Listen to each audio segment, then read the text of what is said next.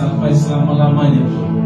Biarlah segala umat, segala makhluk yang diciptakan oleh nama-Mu sujud, menyembah, berseru dan memanggil Engkau Raja di atas segala-galanya, Tuhan yang berkuasa atas bumi dan surga.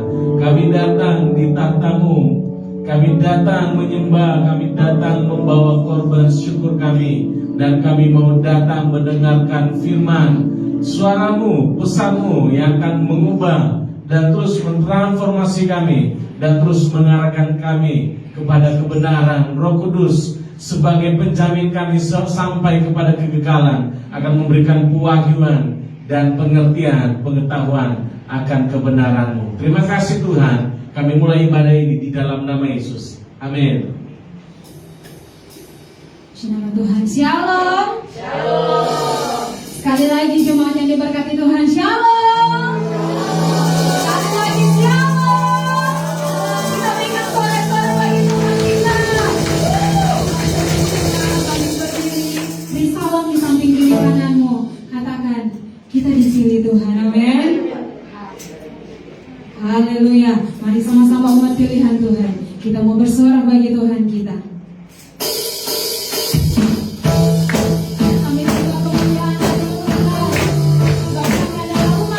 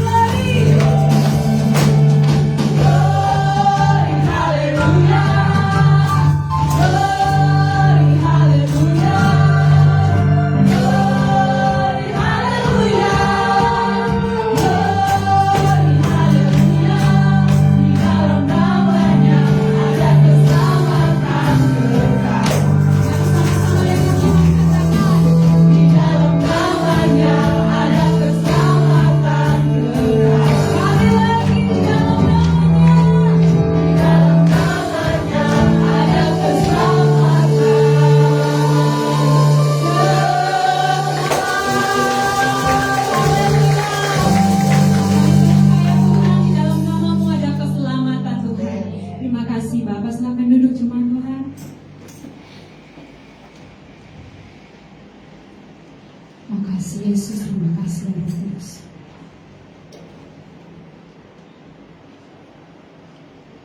Engkau yang kami tinggikan Tuhan, Engkau yang kami agungkan dalam kehidupan kami.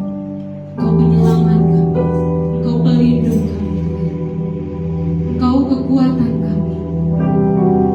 Hanya kepadamu kami berserah, hanya kepada Engkau kami berlindung. Tidak ada nama lain selain nama-Mu Yesus yang kami pegang dalam kehidupan kami, sumber kekuatan kami, sumber pengharapan kami. Yesus, Engkau Raja di atas segala raja yang bertata di dalam kehidupan kami. Kami bersyukur untuk itu Tuhan, dan kami bersyukur Engkau memilih kami menjadi anak-anak-Mu Tuhan. Terima kasih ya Bapa, terima kasih Yesus. Mari sama-sama kita datang di hadapan Tuhan.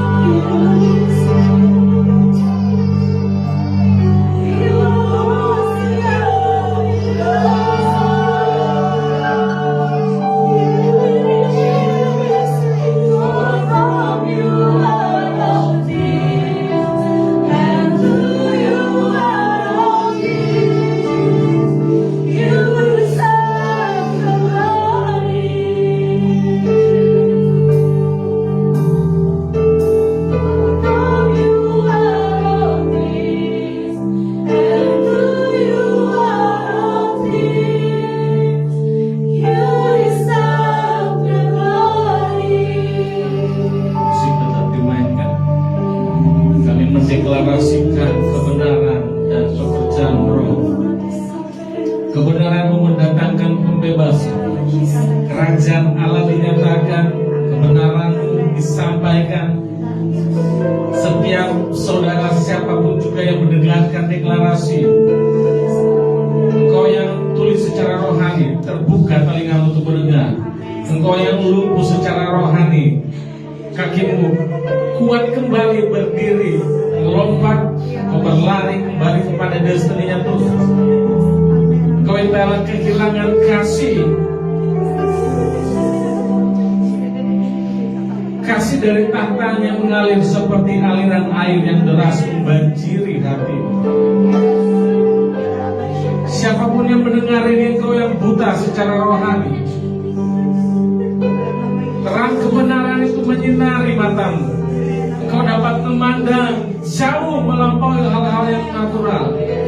Engkau diberikan kemampuan supranatural untuk dapat melampaui setiap kelemahan. Dan kelemahan itu, engkau meninggalkan tempat itu. Engkau diberikan tempat yang baru, kedudukan yang baru, kekuatan anak Allah.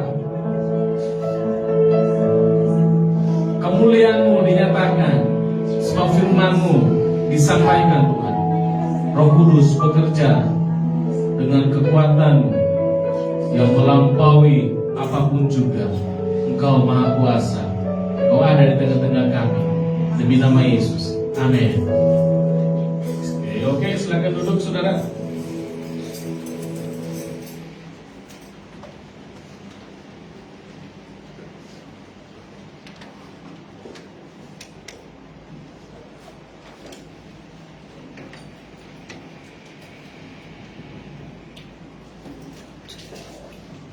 Bisa.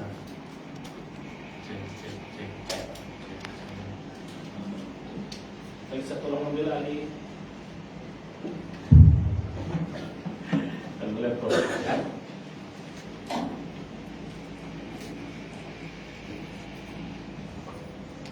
Shalom semuanya. Kita masuk ke bagian kedua, khotbah dari 2 minggu yang lalu.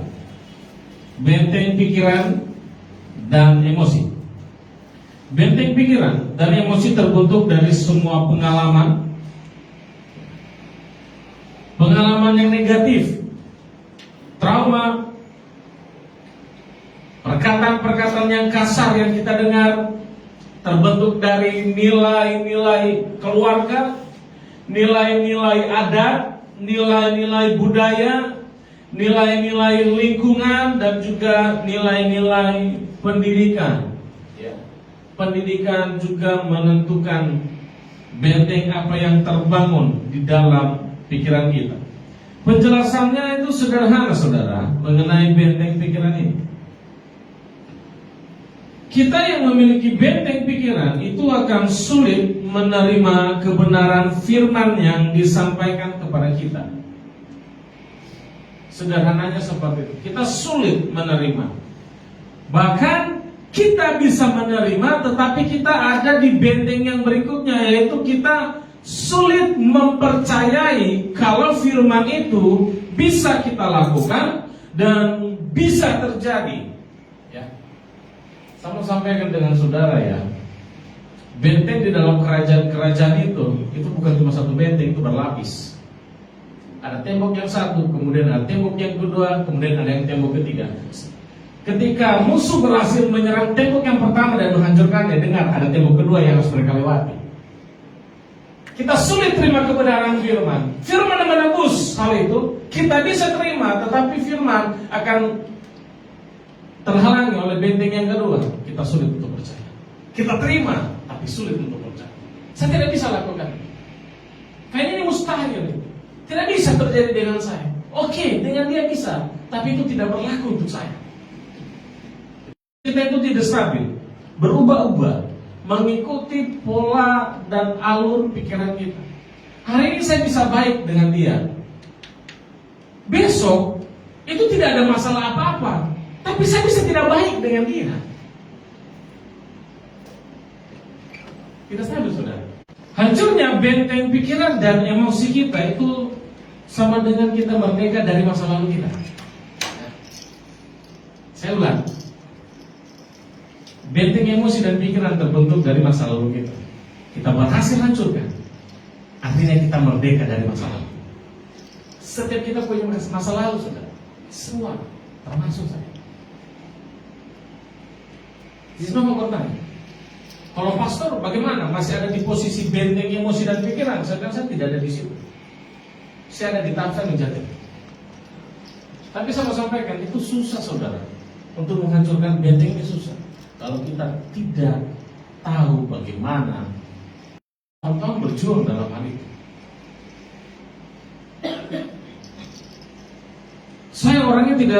Saya tipe orang yang itu penurut. Saya bukan tipe pemberontak, bukan tipe melawan pemimpin. Dulu sebelum saya bertobat, sebelum saya pelayanan, saya punya mindset itu. Saya ada di bawah satu naungan orang berotoritas. Dia mau suruh saya mencuri, saya tahu dia bertanggung jawab. Dia suruh saya melakukan hal yang jahat, saya tahu dia akan bertanggung jawab. Makanya saya tipe orang yang menurut. Begitu saya bertobat dan dibimbing oleh satu hamba Tuhan ke hamba Tuhan yang lain, saya tipe orang yang menurut. Disuruh pelayanan, saya pelayanan. Disuruh saya pergi ke sini, saya pergi. Membantah, mengeluh, tidak. Saya bukan tipe orang seperti itu. Tapi saya ada di satu tipe orang yang punya benteng emosi. Saya mudah tersulut. Diajak ribut, saya akan ribut. Masalah sepele saya akan besar-besarkan. Saya di posisi itu. Dari benteng emosi ini membentuk benteng pikiran yang membuat saya selalu terngiang-ngiang dengan masalah, terngiang-ngiang dengan kata-katanya orang yang negatif. Oh, itu bisa tidak tidur saya berhari-hari, berminggu-minggu, berbulan-bulan hanya untuk memikirkan emosi. Dan untuk lepas dari situ, saya butuh waktu sangat lama. Dan saya membagikan apa yang menjadi pengalaman, menjadi nilai kebenaran yang saya dapat dan saya bagi sama saudara. Bukan sesuatu yang mudah untuk kita bisa lepas dari benteng pikiran dan emosi. Kita sudah datang ibadah, kita pulang, kita bisa tidak merdeka. Kita bisa melayani, kita pulang bisa tidak dengan merdeka, saudara. Ya. 2 minggu lalu saya sudah membahas yang ini. Tolong ditampilkan next. Untuk kita bisa menang dari benteng pikiran dan emosi, yang pertama kita harus menghormati dasarnya dulu. Ini dasarnya, saudara. Ini harus kita lakukan. Konsisten membaca firman, menjalani gaya hidup berdoa, dibagi menjadi doa terjadwal, doa spontan, kemudian menjalani gaya hidup menyembah, kemudian terhubung dengan saudara seiman di gereja. Otak kita itu seperti otot kita.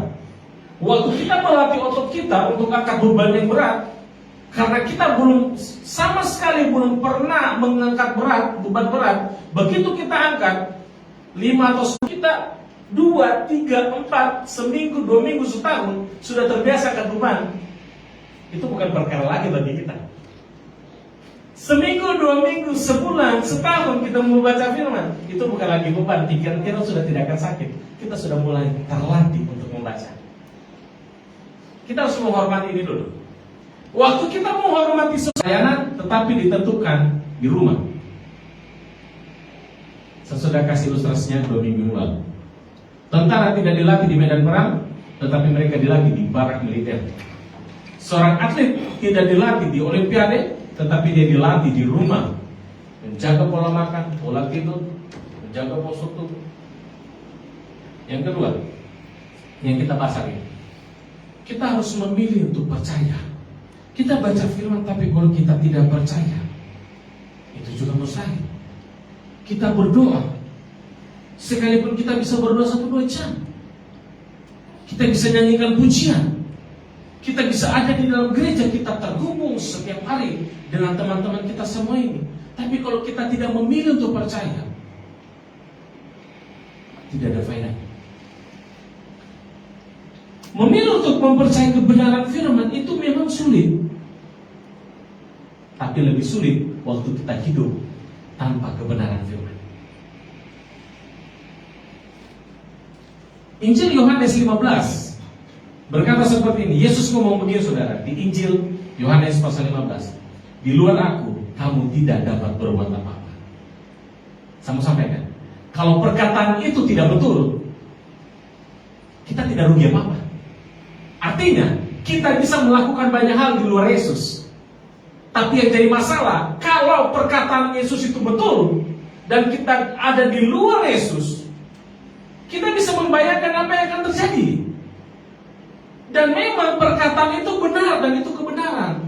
Di luar Yesus, semua yang saudara dan saya kerjakan selalu akan berujung dengan tidak bisa jadi apa-apa nanti.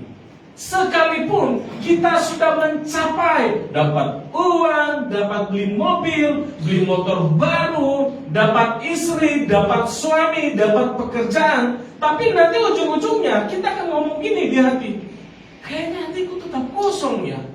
Apa yang kurang ini? Yang kurangnya Yesus tidak ada di hati kita.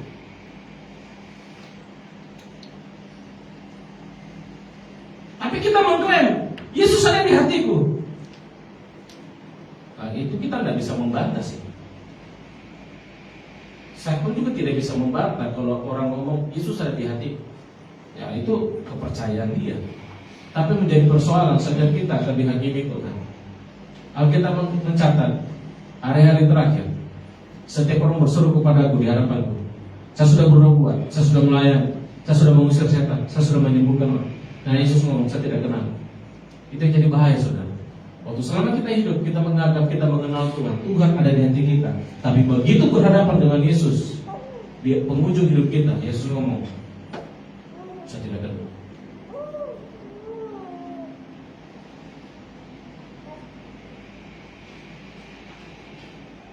Memilih mempercayai kebenaran itu memang sulit, tapi kita harus tetap pilih untuk percaya. Karena kebenaran itu yang bisa membuat kita menjadi lebih baik dari hari kemarin, semakin baik. Kebenaran itu mengeluarkan kita dari kekacauan yang ada di sini, konflik yang ada di dalam sini. Roma 12 ayat 2 kita baca.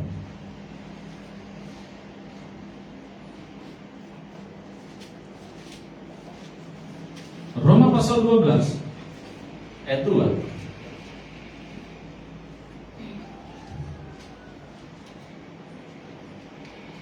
Roma pasal 12 ayat 2. Mari Bapak Ibu Saudara kita baca bersama yuk. Roma pasal 12 ayat 2, 3, 2, 1. Janganlah kamu menjadi serupa dengan dunia ini, tetapi berubahlah oleh pembaharuan budimu, sehingga kamu dapat membedakan manakah kehendak Allah, apa yang baik, yang berkenan kepada Allah dan yang sempurna. Berubah oleh pikiran kita. Hidup kita berubah tergantung pikiran kita. Kalau kita mau menjadi orang baik, kita setting pikiran kita, kita harus jadi baik. Kalau kita mau pengen punya sikap yang manis, sikap yang baik, pikiran kita juga harus dirubah. Kalau perkataan kita mau mengeluarkan kata-kata yang baik, kata-kata yang sopan, kata-kata yang manis, pikiran kita juga dulu harus dirubah. Semua perubahan dimulai dari pikiran kita. Sikap kita akan berubah kalau pikiran kita berubah. Pikiran kita menganggap negatif orang ini. Sudah dari rumah kita sudah bukan kita setting, tetapi itu terngiang-ngiang dalam pikiran kita. Sepertinya dia tidak baik dengan saya, dia itu tidak suka dengan saya. Jadi begitu kita jumpa dengan dia, kita juga kan tidak suka dengan dia. Kenapa? Karena sudah dimulai dari sini, saudara.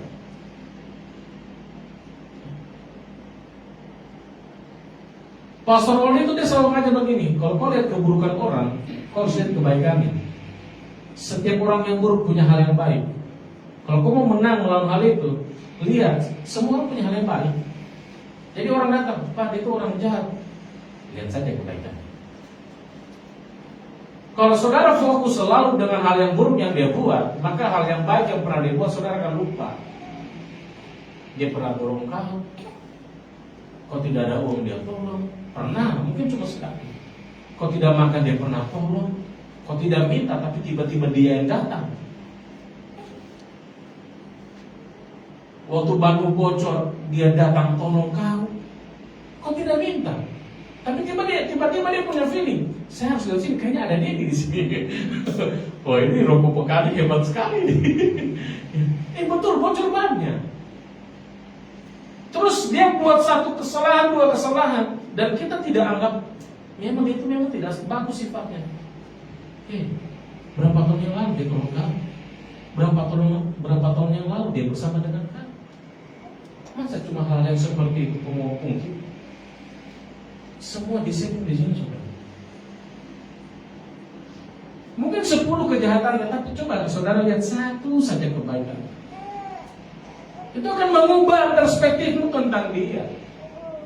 Saudara, kalau saudara tidak melakukan ini, maka semua orang saudara akan anggap jahat. Tuhan yang tidak jawab doamu hanya, dia sudah jawab 3, tapi tiba-tiba saudara berdoa yang keempat tidak dijawab. Saudara akan ngomong Tuhan itu jahat. Langsung dijawab gitu. Coba, yuk kita rubah pola pikir kita. Bagaimana caranya? Kita kembali. Semua benteng apapun bentuknya, kembali ke dasarnya. Hormati dasar-dasar Tuhan. Mau benteng kekecewaan, benteng ketakutan, benteng depresi, benteng sakit penyakit, semua di sini. Ini akarnya saudara. Di pikiran. Dari pikiran ini akan bercabang dan menciptakan benteng-benteng yang lain. Saya kasih ilustrasi itu kayak begini saudara. Tampilkan. Pikiran kita itu seperti seorang penjelajah yang masuk ke dalam hutan yang tidak pernah terjamah oleh manusia. Sang penjelajah melangkah demi langkah, menebas setiap pohon, daun, bersemak-semak, rawa-rawa, dan dia menciptakan sebuah jalan secara alami. Selama bertahun-tahun dia ada dalam hutan itu, dia beraktivitas. Jalan di alam liar itu telah menjadi jalan yang mulus dan jalan yang bisa dilewati. Kemudian datanglah pelancong, orang lain yang masuk ke dalam hutan itu. Kira-kira dia akan lewat di mana? Dia mau cari jalan baru? Tidak. Dia akan jalan di jalan yang sudah ada.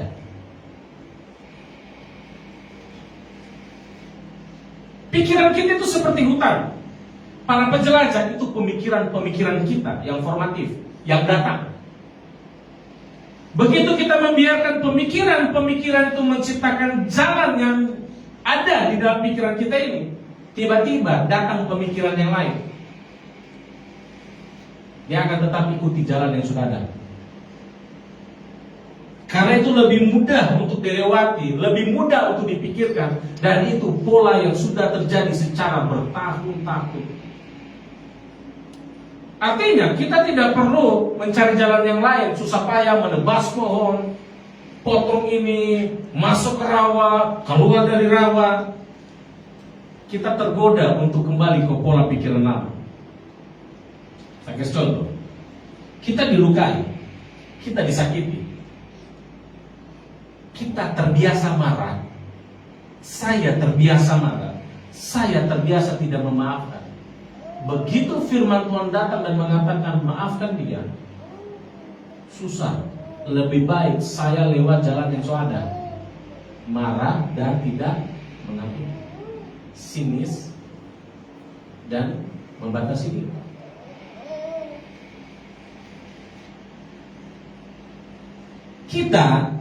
Saya dari kecil sudah terbiasa bangun tidur, sebelum tidur tidak pernah berdoa, tidak pernah baca firman. Tiba-tiba kita dimuridkan dan kita harus baca firman, kita harus berdoa sebelum tidur. Susah dilakukan. Dan kita tergoda untuk ke pikirannya lama. Bangun tidur lagi.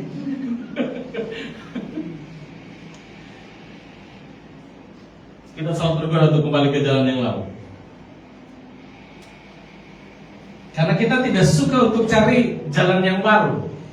Kenapa saudara? Kalau setiap kali pemuridan, konsel, Jumat, saya selalu bertanya, memaksa saudara untuk bertanya, supaya pikiran mencari jalan baru. Tidak ada di pikiran yang lama. Udah, duduk saja, datang, dengar, besok tanya. Baca catatan, kalau tidak dicatat. saudara paksa dirimu bikin jalan baru di dalam pikiran? Mungkin itu sulit, saya tahu sulit. Saya juga pernah ada di posisi itu. Saya tidak bisa lakukan. Tapi saya harus membuat jalan yang baru. Ini jalan kebenaran. Ini membuat kita ada di dalam perubahan.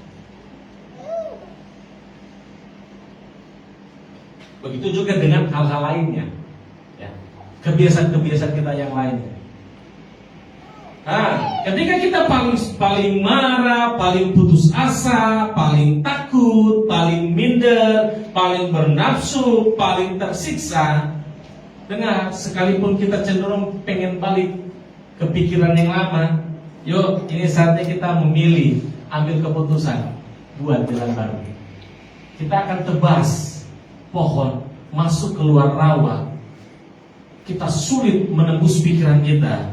Tapi apapun alasannya, ini waktunya Roh Kudus dengarkan arahan. Ini waktunya saudara dengarkan arahan Roh Kudus. Roh Kudus setiap hari mau bicara. Kendalikan pikiran. Percaya kepada tuntunannya. Percaya saudara bisa melakukan. Sekalipun sangat mudah terpancing ke pola pemikiran yang lama, tapi dengarkan, waktunya kita memilih untuk percaya. Ini alasan. Matius 7 ayat 13 sampai 14. Matius pasal 7 ayat 13. Setelah ini saya perlihatkan saudara hal yang menarik. Matius 7 ayat 13 dan 14. Yuk sama-sama baca 3, 2, 1. Masuklah melalui pintu yang sesat, karena lebarlah pintu dan luaslah jalan menuju kepada, dan banyak orang yang masuk melaluinya. Karena sesatlah pintu dan sempitlah jalan yang menuju kepada, dan sedikit orangnya. Dengarkan suara mayoritas di lingkungan kita, di negara kita, di kalangan gereja-gereja, belum tentu itu benar. Suara mayoritas dalam pikiran kita yang selalu mau jalan pintas, pengen cepat, pengen instan. Dengarkan, itu tidak membawa kita kepada kebenaran. Jalan kebenaran memang sangat sulit, tapi itu yang membawa kita kepada kehidupan. Awalnya saja sulit, hanya awalnya. Begitu kita sudah melewatinya, kita akan tahu tidak susah. Saya bisa, kita bisa. Ini hal menarik yang akan saya tampilkan. Kita harus melawan kebohongan. Tahan sebentar. Di setiap benteng itu terdapat serangkaian kebohongan-kebohongan pendukung yang menghalangi jalannya kebenaran masuk. Ini yang selalu muncul di dalam pikiran kita. Istilahnya kita bergumam, atau ada sebuah diskusi di dalam pikiran kita. Saudara pernah berdiskusi di dalam pikiranmu, seakan-akan kau ngomong dengan dirimu sendiri, tapi ada yang jawab. Kita ngomong, ada yang jawab. Itu bukan setan, saudara. Itu bukan setan. Kita sedang diskusi di dalam pikiran kita. Bahayanya kita pikir itu pemikiran yang formatif, yang itu normal, itu tidak normal. Itulah kebohongan. Ini yang saya mau tampilkan. Silakan. Pertama, ada benteng ketakutan. Lihat, bentengnya berlapis, saudara. Yang pertama, ini kebohongan utama tentang ketakutan. Sesuatu yang buruk akan terjadi kepadamu. Kita bergumam, kita diskusi, kita lawan. Muncul pemikiran kebenaran. Tuhan pasti lindungi saya. Iblis tidak tinggal diam, saudara. Ada kebohongan cadangannya. Kau tahu kan kau punya kelemahan? Kelemahanmu akan buat kau lengah. Di saat kau lengah, sesuatu yang buruk menimpa hidupmu. Kalah kita. Kita berhenti melawan. Kita percaya, oh iya, saya punya kelemahan. Pasti jatuh. Pasti kalah. Berikutnya, ada benteng intimidasi, benteng tuduhan. Ini kebohongan yang utamanya. Ini yang kita lawan. Tuhan sudah menolakmu. Ya, kebenaran firman muncul. Dengan gagahnya kita tolak. Dalam nama Yesus, Saya ada ciptaan yang baru. Saya sudah diampuni. Masa laluku sudah berlalu. Saya sudah lagi baru. Dengarkan, ada kebohongan cadangan. Tetapi itu tidak berlaku untuk kau. Dosa-dosaku sangat kecil. Mulai ada imajinasi. Kita pernah melakukan ini. Lihat, orang-orang menjauhimu. Pendetamu pun tidak peduli dengan kau. Apakah berhenti sampai di sini? Lihat, kebenaran yang lain muncul. Kebenarannya, pendetaku itu sangat mengasihi saya. Itu bukti Tuhan terima saya, Tuhan mengasihi saya. Lihat, banyak teman-teman gerejaku datang mengunjungi saya. Dengar, kebohongan cadangan tetap ada. Dia cuma pura-pura. Dia cuma memanfaatkan kau supaya kau hadir di gereja, supaya persembahan tetap ada jalan, supaya kau tetap terisi. Kita percaya. Kayaknya betul itu. Kau cuma mau dimanfaatkan karena tidak ada pemain musik di gereja, makanya kau disuruh hadir. Tapi sebenarnya dia tidak peduli dengan kau. Seandainya ada yang lain gantikan kau akan dipakai di sini. Lihat. Benteng intimitas. Akhirnya apa gitu? Betul ya. Apa yang terjadi? Rebahan itu bermalas-malas. Lanjut. Kita masuk ke benteng pencobaan. Benteng pencobaan, kebohongan utama ini. Hei, dosa ini, ayo lakukan. Ini akan memuaskanmu. Baik, kita tagih. Dalam nama Yesus, semua pikiran kotor, pikiran campur pergi. Saya harus hidup kudus. Karena kepuasan sejati hanya ada di dalam Yesus. Muncul kebohongan cadangan. Semua orang melakukan ini. Ayo nonton saja. Ayo buat saja. Ayo pakai saja. Sekali dua kali tidak akan buat kau rusak. Ini bukan sebuah masalah. Semua orang lakukan kok. Ya, pakailah ini. Ini ada sedikit pelicin ini. Ya, supaya jalurnya bisa mulus. Ayo, ya. 2 juta boleh. Terima saja. Tidak ada yang lihat. Kira-kira begitu toh. Cuma yang lebih jauh. Kau lagi butuh. Anakmu butuh susu itu. Kau butuh uang tambahan, cicilan motor. Tidak ada yang tahu. Ambil aja. Tidak apa-apa. Tuhan Maha Pengampun. Nanti habis kau ambil, kau berdoa minta ampun. Masuk ampun. Iya kan? Padahal kita sudah bilang kepuasan sejatinya di dalam Yesus. Uang tidak bisa membuatku bahagia. Tiba-tiba ada kebutuhan. Tante pinjam uang. Tante sakit tuh.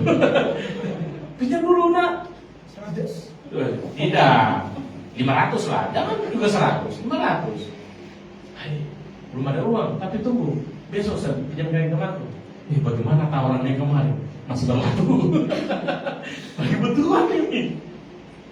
Masuk lagi 600 kalau bisa. Nah, tidak berhenti sampai di situ, saudara. Ya. Selamat lagi, masih di benteng pencobaan.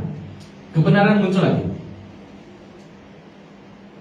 Saya harus tetap menjaga kekudusan. Saya tidak akan jatuh di dalam dosa ini. Apapun terjadi, saya akan jaga diriku. Ayo, ada kebohongan cadangan. Seberapa kuat kau lakukan? Apapun yang kau usahakan, kau akan tetap jatuh. Sudahlah, tidak usah hidup kudus. Capek. Kau harus berjuang mati-matian. Kau harus berdoa, kau harus berpuasa, kau harus menyembah, kau datang ke gereja, ujung-ujungnya kau jatuh. Lihat ini.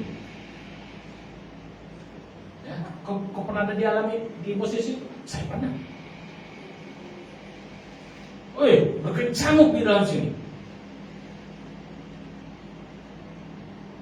Ada benteng depresi. Kebohongan utamanya apa? Saya tidak akan pernah bebas dari tekanan mental ini. Sudahlah, masalah tidak akan pernah selesai. Di rumah ada masalah, di gereja ada masalah, tempat kerja ada masalah. Semua menekan batin. Oke, kebenaran datang. Tenang saja, saya bisa terbebas kok. Dengan cara saya memperbarui pikiran, baca firman, datang ke gereja, berdoa bersama dengan pendeta dan teman-teman. Saya akan merdeka. Muncul kebohongan cadangan. Kau sudah pernah lakukan, tapi tidak berhasil. Kau pernah melayani, tapi tidak berhasil. Kau pernah baca Alkitab, tapi nyatanya apa sekarang? Kau pernah rajin berdoa, nyatanya apa sekarang? Sudah, tidak usah lakukan. Lihat, kau tak akan pernah bisa terbebas. Kebohongan iblis tidak akan pernah berhenti. Ada di dalam pikiran kita, saudara. Pertanyaan saudara mau percaya yang mana? Kebenaran atau kebohongan? Setiap keputusan punya konsekuensinya.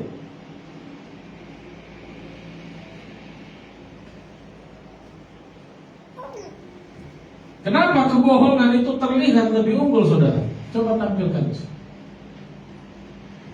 Oh, ini sudah terakhir. Kenapa kebohongan itu terlihat lebih unggul? Begini saudaraku, pikiran kita itu akan merespon apa yang paling dominan di dalam pikiran kita. Ya, kalau kita sering berpikir saya tidak mampu, melihat diri sendiri selalu kurang, selalu minder, selalu cemas, maka otak kita secara otomatis akan selalu mencari alasan untuk menyerah. Karena pikiran itu terus yang muncul dalam pikiran kita. Tidak mampu, tidak mampu, tidak mampu, tidak bisa. Kau sudah pernah lakukan, tetap tidak bisa. Itu akan tak setting sendiri di alam bawah sadar. Dan ketika diberikan sesuatu, otakmu akan suruh, udah nyerah saja. Kau takkan mampu. Kalau ada hal setiap hari, ada yang kita tidak suka. Kita tidak suka dengan saudara kita. Kita tidak suka dengan orang tua kita. Kita tidak suka dengan teman kita. Kita tidak suka dengan si A, si B, si C, si D. Kita respon dengan sinis, kita respon dengan marah, kita respon dengan kata-kata kasar. Maka alam bawah sadar kita akan menganggap itu sebuah perintah mutlak untuk dilakukan. Jadi untuk mencari hal yang baru susah. Saya sudah terbiasa dengan pola itu, saudara. Menyiksa. Dan bisa tak salah. Orang salah ngomong saja harus tersinggung lagi saya, harus marah lagi saya, harus sinis lagi. Saya dengan dia capek.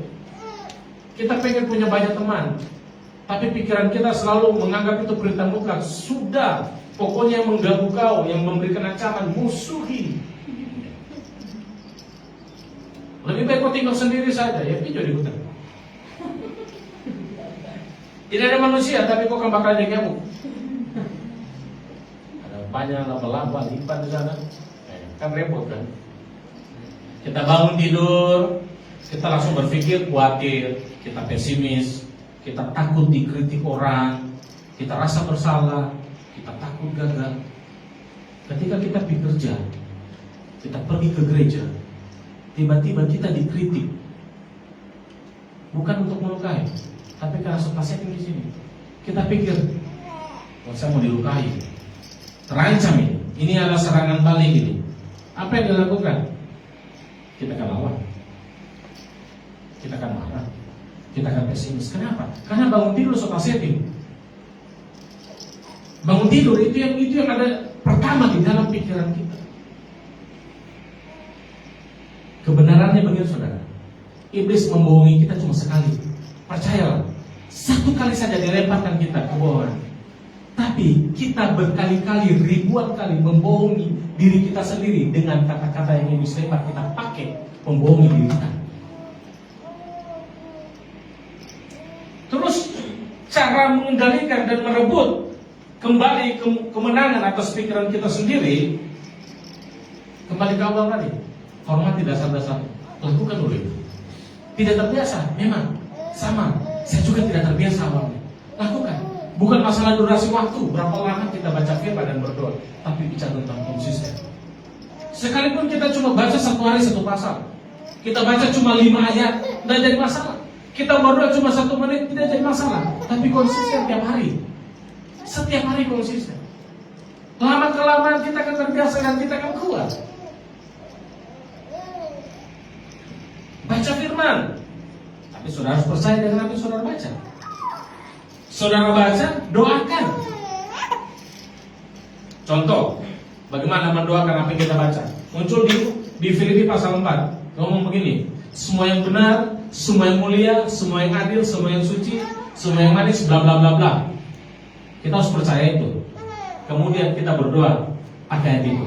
Tuhan, hari ini semua yang manis ada dalam pikiranku, semua yang benar, semua yang adil, semua yang suci. Terima kasih karena Kau memberikan saya pikiran itu. Tuhan, tolong saya untuk saya bisa memikirkan hal itu di dalam nama Yesus. Doa pakai firman.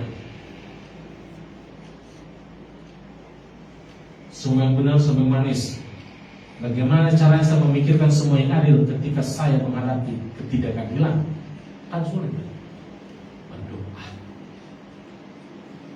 Semua yang benar. Bagaimana caranya saya mau memikirkan kebenaran Tuhan, sedangkan orang di sekitarku selalu berkata-kata yang tidak benar tentang saya? Disinilah kita harus memilih.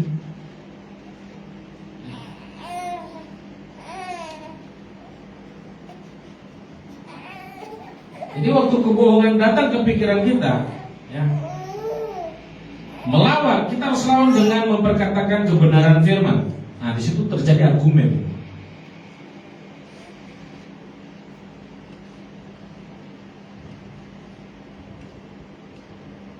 Ubah kebiasaan kita. Bangun pagi. Sebelum hal-hal duniawi masuk ke dalam pikiran kita, saudara.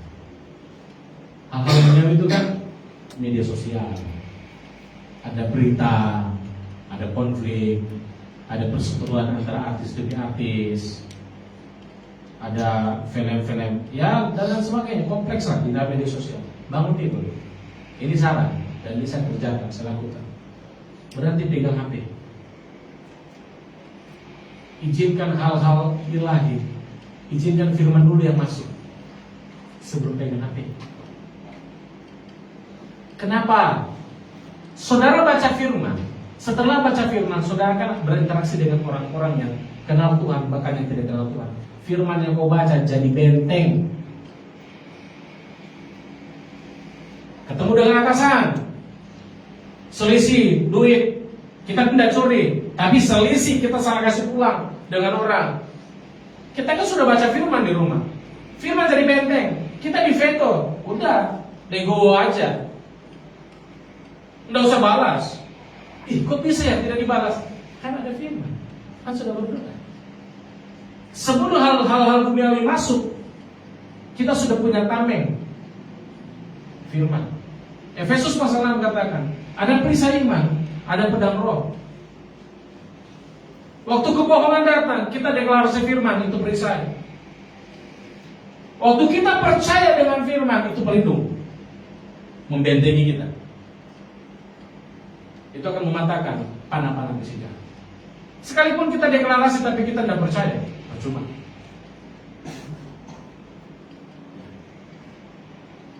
Terjadi argumen, kita balas dengan firman pikiran kita.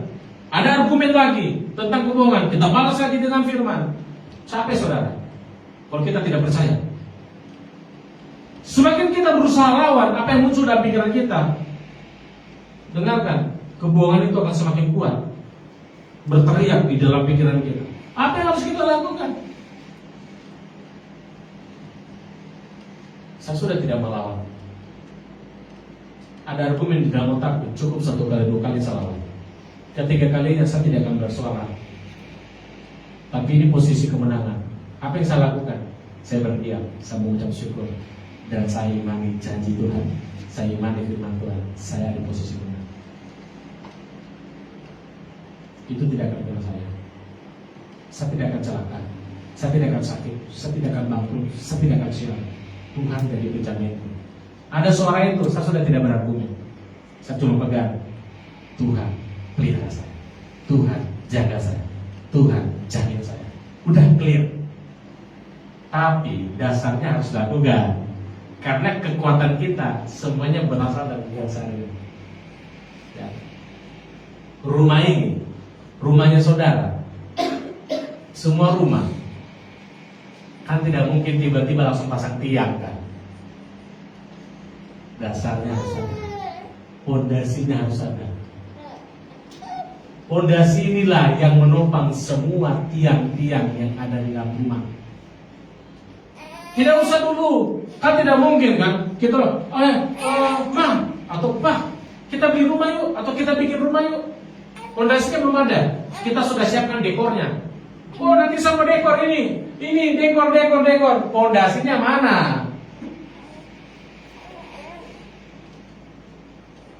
Tiang-tiangnya mana? Sebelum kita memikirkan untuk sesuatu dekor, pondasi rumah harus ada dulu. Dekor-dekor itu bicara tentang semua keajaiban yang kita pikirkan. Ada mujizat, ada penyediaan Tuhan, ada pertolongan Tuhan, ada keajaiban Tuhan, ada penyediaan Tuhan. Berhenti memikirkan itu. Dasarnya harus ada. Firman yang kita baca secara konsisten harus menjadi dasar dari semua yang kita pikirkan. Amin. Kita akan lanjutkan lagi. Oke, kita akan berdoa. Ayo Bapak Sing, silakan maju.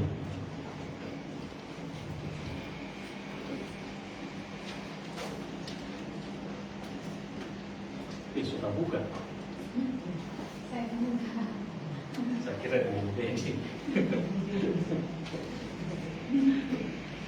Thank you.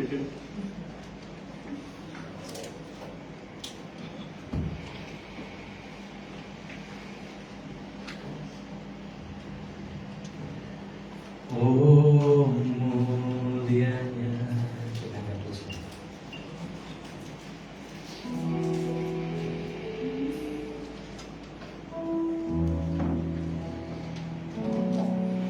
Oh, mulianya hadirat hadiratmu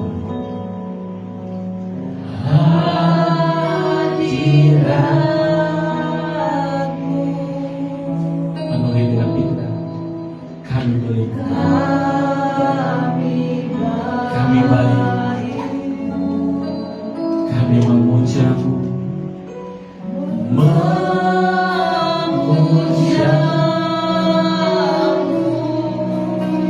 diberkati Tuhan, diberkati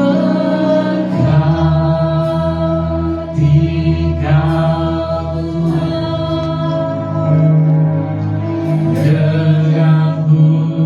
dengan pujian kami dalam hadiratmu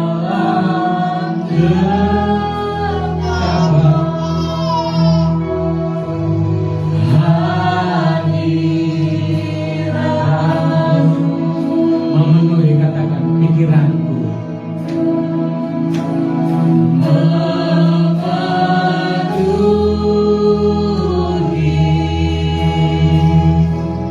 pikiranku. Kita akan puji Tuhan. Oh mulia hadiratmu. Oh mulia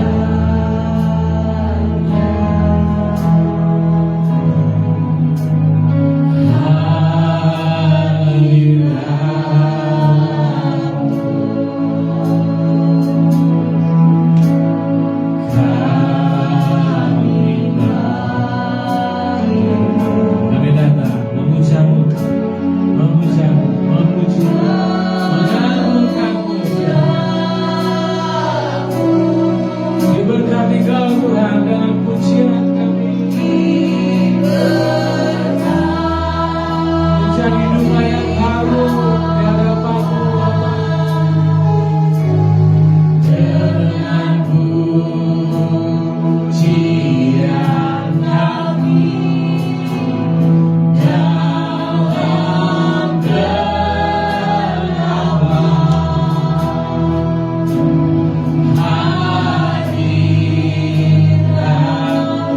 memenuhi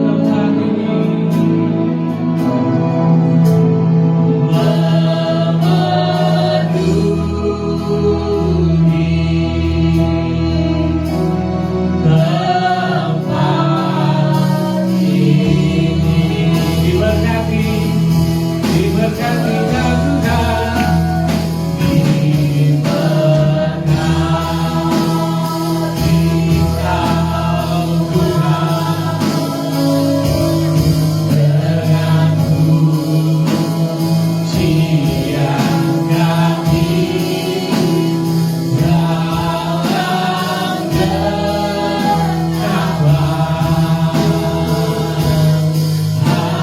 hadirat-Mu.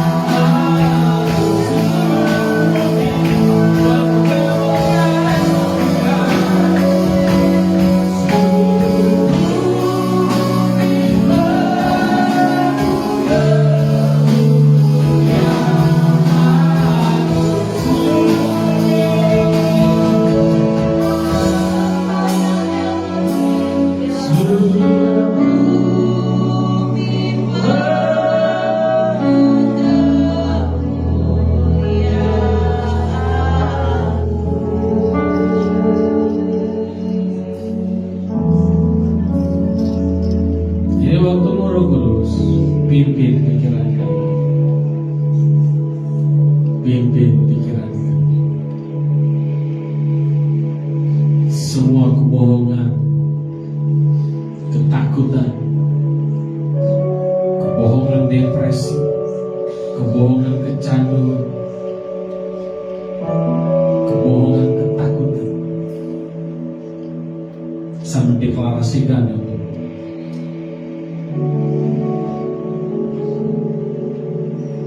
pergi sekarang dari pikiran ini. Setiap benteng runtuh dan setiap pengaruh dari kebohongan pergi di dalam nama Yesus.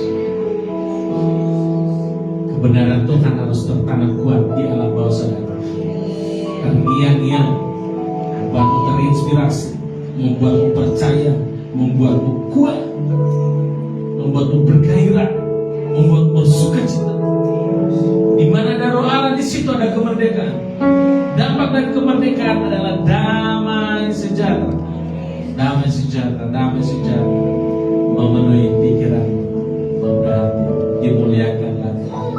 Bersyukur dalam nama Yesus buat kebenaran, buat kebebasan, buat kerajaan yang bertata dalam hidup dalam nama Yesus. Amin, amin, amin. Tuhan memberkati. Kita akan dengarkan pengumuman sebelum persembahan dijalankan. Bukan dijalankan, saudara yang jalan. Baik, shalom teman-teman. Shalom. Oke, ya, pengumuman untuk seminggu ke depan. Kita Senin dan Selasa tidak ada kegiatan. Hari Rabu kita ada konser, dan konsernya itu di Pastori. Waktu jadi Betina? Iya, Belum lahir kan? Tidak, dia bilang sesuai jadwal karena tanggal 1. Oh, oke. setelah itu nanti. Oh, tiap tanggal 1 harus kembali ke pastor deh. Apa kita harus tetap ingat pulang ke rumah. Baik, oke, dan Kamis tidak ada kegiatan. Hari Jumat kita ada ibadah doa dan pemuridan di tempat ini jam 7 malam. Sabtu kita ada latihan musik di tempat ini jam 7 malam juga. Dan Minggu pagi kita ada Karis Kids jam 9 di tempat ini. Sorenya kita akan bertemu lagi di tempat ini untuk sama-sama memuji dan menyembah Tuhan. Ya, informasinya Tuhan Yesus memberkati. Shalom. Oke, terima kasih. Setelah ibadah, bagi siapa yang bisa, ya kita akan pergi Jumroh Fitri. Teman kita, adik kita, kawan kita sudah lahiran. Anaknya perempuan. Bobot berat badannya saya tidak tahu. Nanti sana kita akan lihat. Tapi kayaknya dia gemoy, sama kayak papanya gemoy, mamanya juga. Ya. Setelah ibadah yang bisa silakan, yang ada kesibukan tidak apa-apa. Jangan lupa beli gorengan. Ayo, tugas semua. Oke, kita akan memberikan persembahan. Jemaat Tuhan, sudah-sudah, yuk persiapkan persembahan. Kita berdoa, mari angkat persembahan. Kami mengangkat persembahan ini sebagai ungkapan syukur kami.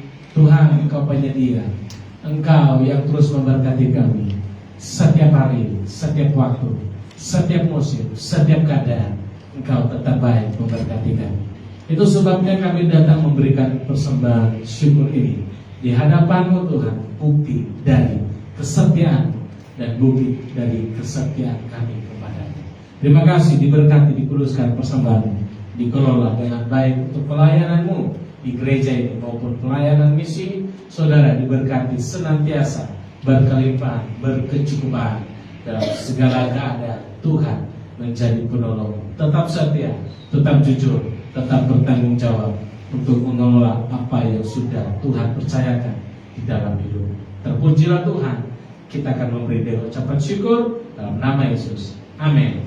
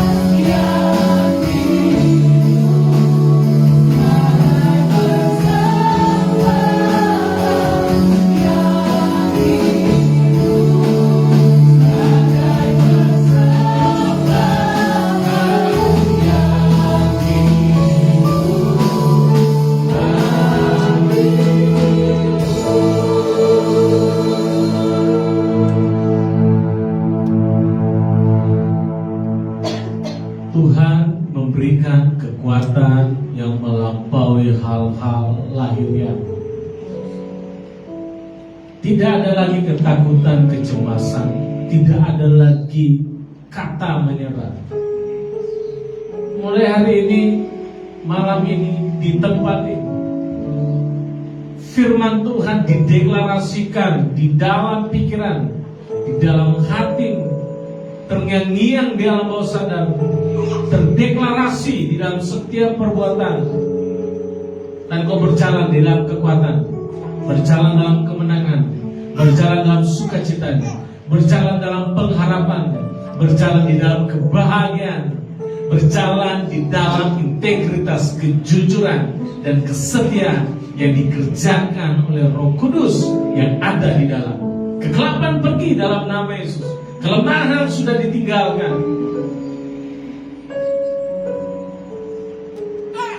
Penyelarasan demi penyelarasan terjadi.